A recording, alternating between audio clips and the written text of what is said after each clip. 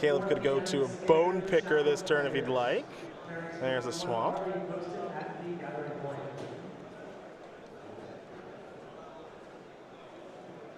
Is that the 3-2 flyer? Yeah. Oh. Yeah. We are going deep. It can cost a single black sometimes. Emphasis on sometimes. It's either side? Creature dies on the other side? I think it's whenever just a creature dies. We can take a look at Bone Picker here in just a moment. I don't know if it's just theirs or if it's both. Scrap Heap Scrounger to the play. Some people have called it the new Delver. It's a bit strong. that's a bit strong. The new Delver. If a creature died this turn. Incendiary Flow taking care of Scrap Heap Scrounger. Clean answer, exiles it too. I would just call it the first Bone Picker. That's what I would call it. And not so much the new Delver. Yeah, the big difference between that card and Delver is the Delver you just cast on the first turn. Yeah. It's like, I think that's a meaningful distinction. Yeah. Here is Liliana, the last hope. Very powerful Planeswalker, of course. See how Caleb wants to go about using it.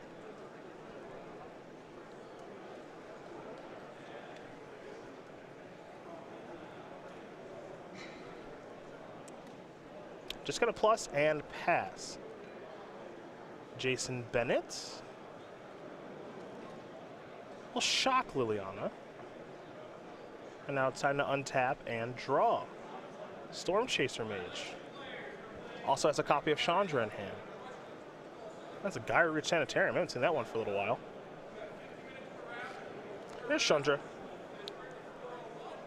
This is going to be a hard card for Caleb, I think. Yeah, he has a couple copies of Never to Return, but this is going to be either 2 cards a turn or just a lot of removal. A lot to work through here. Chandra going to take care of Liliana. We know which Planeswalker reigns supreme. Now, fortunately for Caleb, he does have a copy of Never once again to be able to take care of Chandra. I think that has to be done right away. So the problem in the matchup for Sherer when it goes like this is Bennett has 2 very powerful trumps in Chandra Torture Defiance and Bedlam Reveler. That's just a lot of card advantage, a lot of presence on the battlefield. So it's incumbent on Sherer to be the aggressor in the matchup, and I think we've gotten to the stage of the game where Bennett's got a pretty solid advantage. Storm Chaser Mage. In for 1.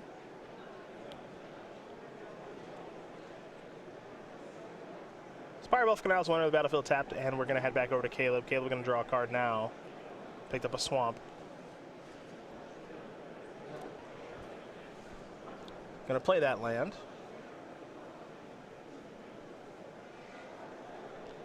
And now here's Liliana.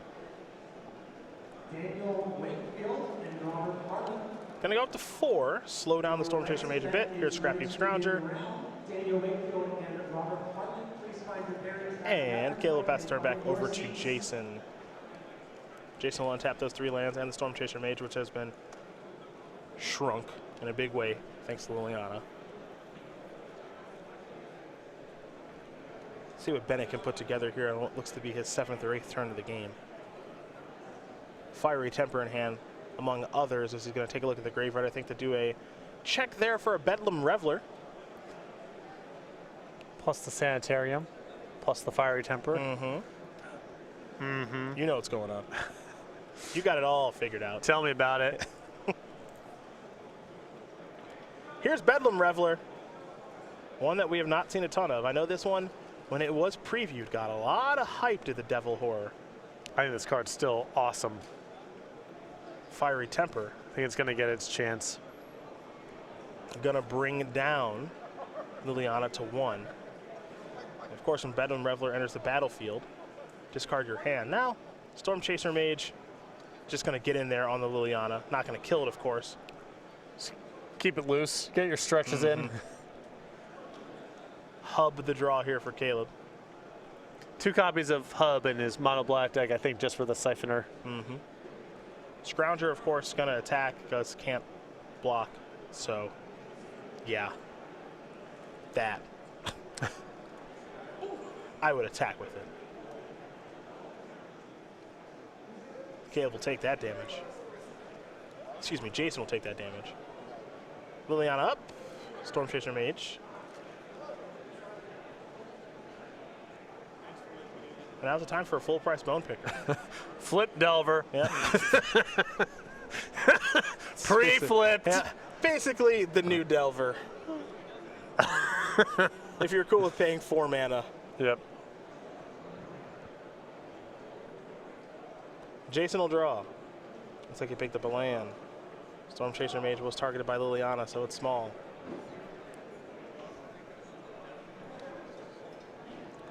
What do we have here? Oh, Glorybringer. Finally! We get to see it. This is a mushing right now. Yeah, this is getting ugly out here. One of the very first cards previewed from Amonkhet has arrived. 5 mana 4/4 Flying Haste. You may exert Glorybringer as it attacks, which means you can not untap it for the next turn if you'd like. And when you do exert it, it deals 4 damage to target non-dragon creature an opponent controls. So, deal with that. Bone Picker down. Life total getting eaten alive.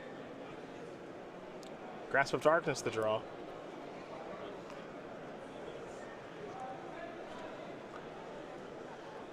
Glorybringer, a card you're a fan of? Yes. Seems to be a pretty good one to me. Yep. Not as pushed as, I don't think as pushed as Thundermaw, Hellkite, or Stormbreath Dragon were. It's different. I mean, there's some worlds where I think Glorybringer is the best of the bunch, but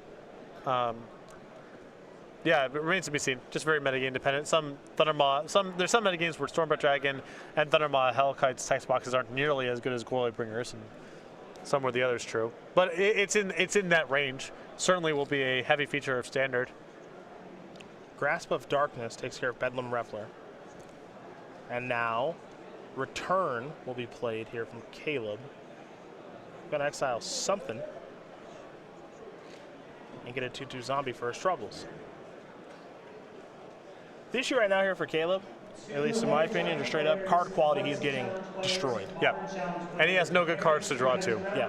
And Bennett has 4 copies of Wandering Ephemeral and a Gyre Reach Sanitarium, and Sherer's lands don't do anything. So more expensive spells, more impactful spells, more removal for Bennett, and he gets more value out of his lands as well. Card quality being just a huge, huge issue thus far. Even if you just look at symbols, it's a lot of rares and mythics here for Jason.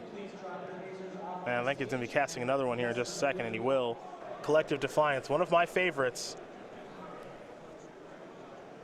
He's going to escalate this in just a moment. You see how much mana he's tapped.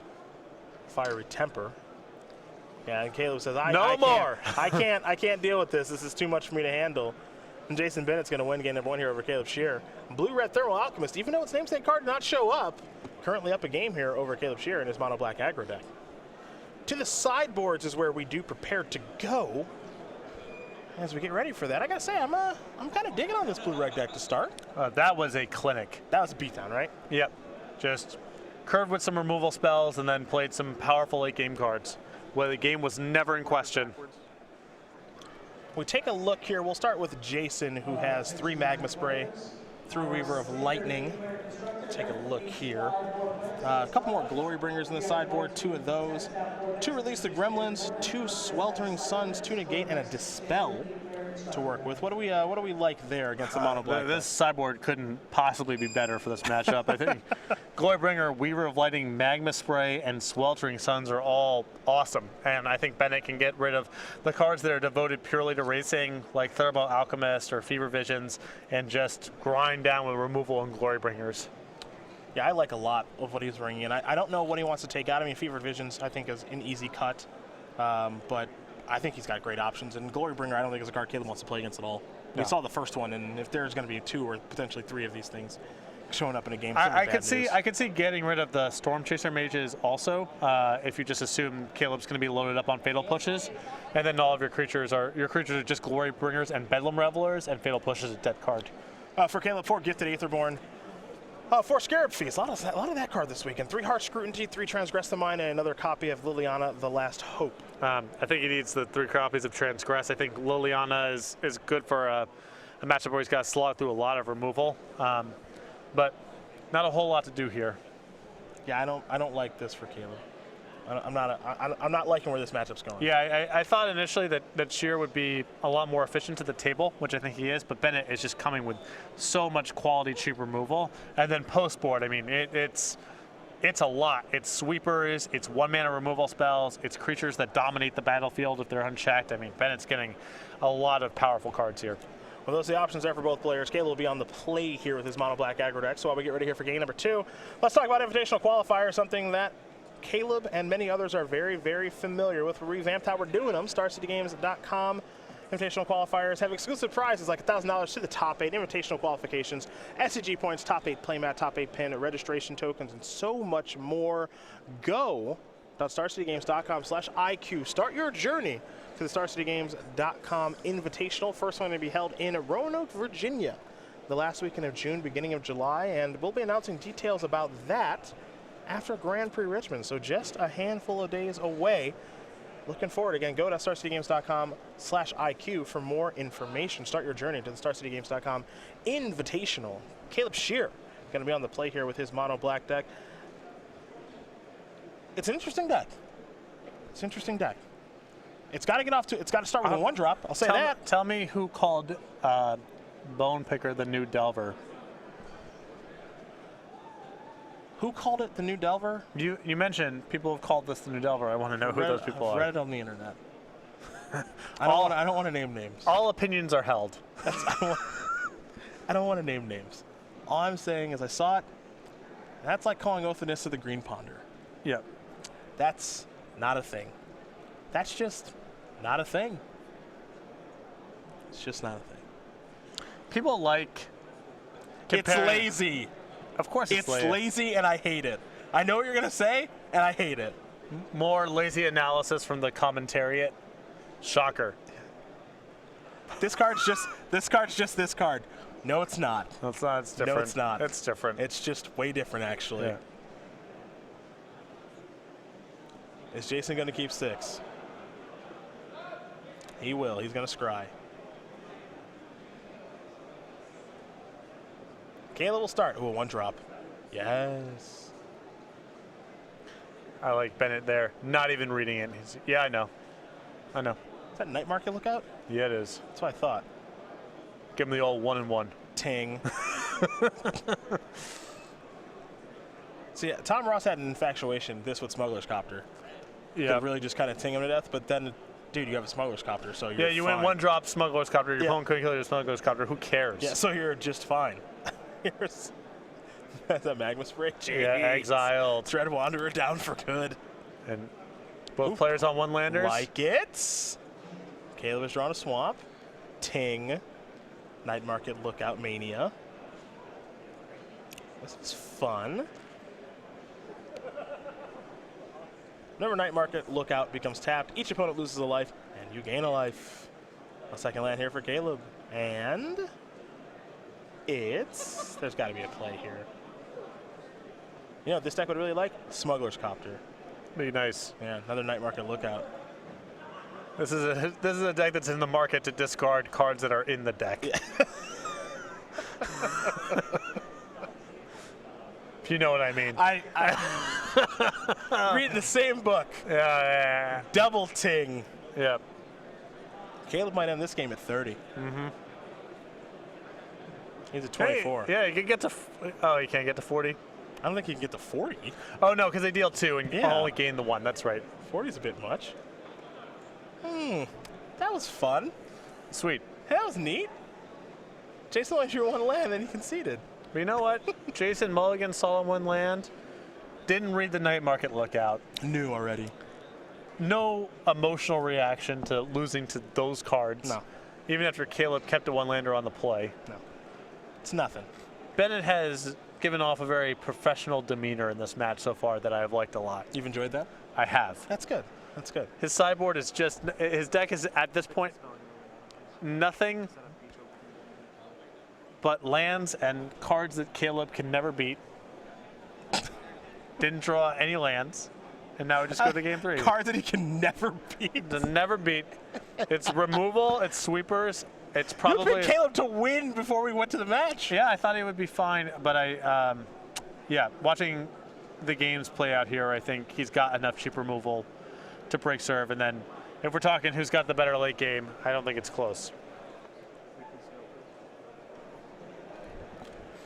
Because I thought he was all on the Thermo-Alchemist fevered vision sort of thing. No, it's got more going on. So much removal, and a top end that I think is very hard for Caleb to compete with. Well, these players are going to shuffle up here. Looks like Jason's going to go back to the drawing board really quick. So let's talk about the StarCityGames.com weekly sale very quickly, where we are just handing out playmats, just getting them out of the store, up to 50% off. Yes. Every week over at Star City Games, there's a weekly sale. I went and indulged recently and picked up an order, so, Well, we'll talk about that in a minute. Yeah, we will. Make sure you're going back to the website once a week. The new sales start Monday, 11 a.m. East Coast time, run for a week. Right now, 50% off select playmats. Now, let's talk about you. Let's talk about me. Ristic Cave. I bought them out of foils. 15 foil Ristic Caves were on the website. Now there are 0. And they were on sale. I bought them all. I'm shuffling them around right now as we speak. You have some things to say about Ristic Cave, I believe. You got some strong opinions about this card. It's perhaps the worst design in the worst set of all time. I'm not even sure it works in the rules. And we have a design department that's roughly 15 people. And there were 15 Ristic Caves, so I thought I would get them as a gift to the design department. That's nice of you. Game number 3 underway here, by the way, as Caleb is going to start off with a Dread Wanderer. And Jason with, that's game. That's Thermo-Alchemist. So this is not the approach. As I mentioned before, if I was in Bennett's spot, I would cut the Thermo-Alchemist, I would cut the Fevered Visions, and probably the Storm Chaser Mages. And dead the deck to Fatal Push. And Grasp of Darkness and stuff like Mostly that. Grasp. Okay. And just try to grind them out with removal spells, Planeswalkers, and your Terminate creatures. Big follow-up. Especially because you're bringing in your copies of Sweltering Suns. I think that's another reason to get rid of your smaller creatures. Look at harsh scrutiny here, folks. For those new, harsh scrutiny. First of all, Scry. Look at the value. Yep. Believe to take a creature. So Weaver of Lightning, which is also game against Caleb's deck. That's going to go to the graveyard. Yeah, Jason does have like all the tools. I like this design a lot. Okay. I like the discard spells that are more. You miss a good percentage of the time, but when you hit, you feel up. It's not just a 1-for-1 trade. And even when you miss, there's a little consolation prize. So you get the Scry. Yeah, it's a nice design.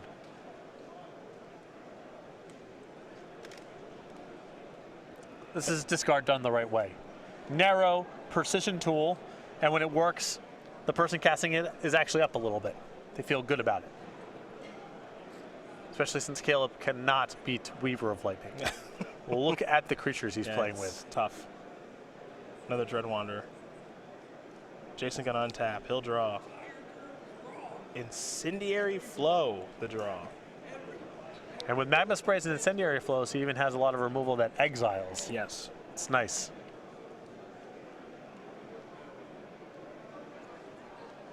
Gift of the Aetherborn. In Caleb's hand now. There's a hub. Caleb will get an energy.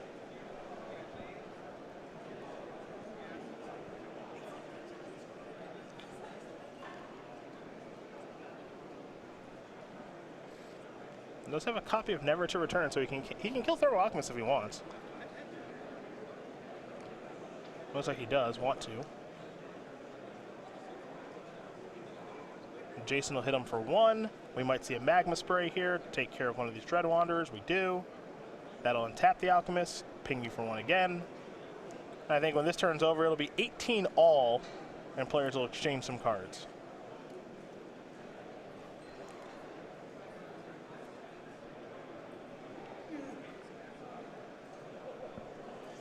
We're going to go over to Jason now. Jason will draw a card. It's a mountain. Picked up another copy of Thermo-Alchemist, so he'll play that. Again, remember his hand right now Incendiary Flow, which he'll play right now to get rid of the Dreadwander, and now he has one more Incendiary Flow left in hand. Caleb will draw. Collective Brutality. Caleb is really going deep on the discard spells here. Has Transgress in hand, too. There's Gift.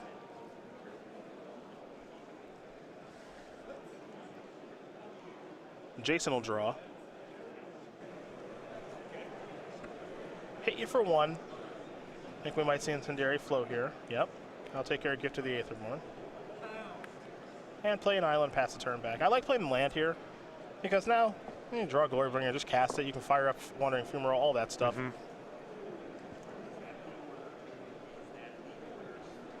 Night Market Lookout. Walking Ballista.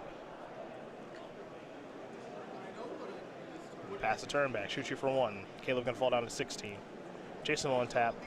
A lot of big draws. He is somewhat now incentivized, now that he has 5 lands. He's somewhat now incentivized to leave lands in his hand that he does draw in case he finds something like a Collective Defiance, I think. Well, the other argument is he has Bedlam Reveler in his deck. So that's an argument to continue to play your lands. Because you want to be able to go Bedlam Reveler, draw a land and 2 spells that require me to play the land in my hand to cast everything. Now he has Gyro Reach Sanitarium, so there's an argument there on the other side for just, hold it just in case. But I think the Bedlam Revelers make a compelling argument. Wandering Fumarole is going to get activated, and there will be a block here in the Night Market Lookout, and Thermo-Alchemist will jump in front of the Walking Ballista. Yeah, I'm not sure if this was on Caleb's radar here, if he's made this attack and had nothing to answer the Fumarole. I think we're going to have Collective Brutality to finish off the Thermo-Alchemist. And then the Drain as well, discarding Transgress the Mind because Transgress is not going to do anything for the rest of this game. Caleb is loaded up with way more discard than I would like to be in his spot. I think that Bennett's deck just draws too well off the top to try to get, 2 threats and rip apart his hand and hold off for the whole game. I just don't think that's happening. Fumarole gonna attack and spin, it looks like, which in the face of Walking Ballista, it's kind of a... I mean, if I'm in Bennett's spot, if I'm up 6 mana to 4 and the battlefield is empty, I feel like I'm a huge favorite to win this game. I would too.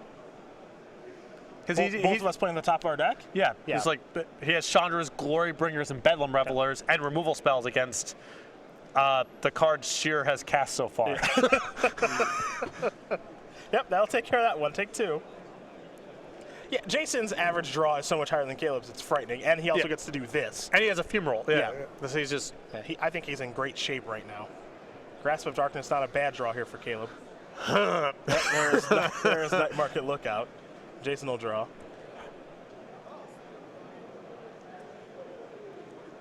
Yep, let's go again. There's Grasp. Any follow-ups? Nope, just another Fumarole. Bad news. Yeah, Bennett's drawn nothing but spells for like 4 straight turns. It's still 5. Yep. Just kind of flooding out here a little bit. Caleb, I think, drew a copy of Walking Ballista. Yep, 2 of those. Weird game, but it is a game. I think maybe another land there. Yep, pass. See, now I think I would hold in hand now at this point because I think we've hit the point where he can't really Reveler into a sequence where he wouldn't be able to play everything. And the other discard elements of the deck, I think, make an argument for holding the land back. And I guess you're never totally out of the woods because you can Reveler into Reveler and whatever. Do your thing. Yeah.